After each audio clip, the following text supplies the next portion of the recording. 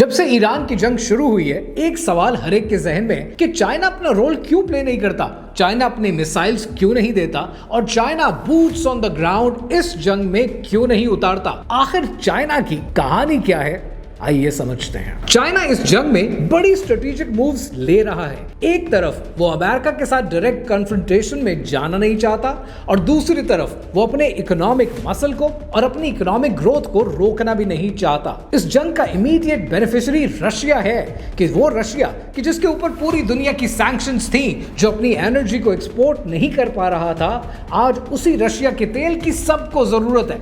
America ने India को भी इजाजत दे दी कि वो रशिया से तेल खरीद ले और पाकिस्तान ने भी अपने ऑर्डर्स प्लेस कर दिए और अब रशिया ने टेबल के ऊपर अपनी टर्म्स रखना शुरू कर दी कि अब रशिया को तेल के बदले लॉन्ग टर्म कॉन्ट्रैक्ट्स चाहिए।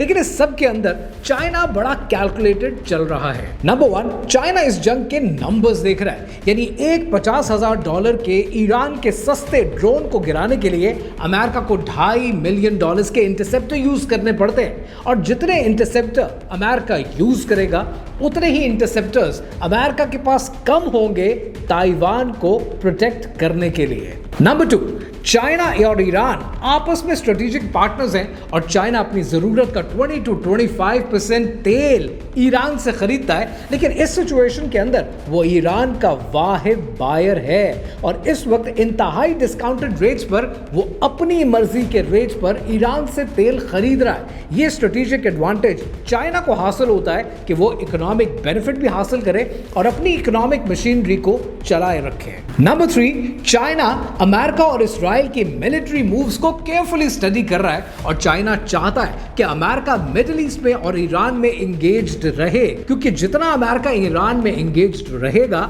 उतना अपने आप को तबाह कर लेगा। इसीलिए कहते हैं कि do not disturb your enemy when they are busy destroying themselves. इस वक्त दुनिया की जियोपॉलिटिक्स शतरंज की चालों की तरह है, जहां किसी को तेल मिल रहा है और किसी को पैसा, और अमेरिका और इसराइल को बहुत जल्द चेकमेट होने वाला है।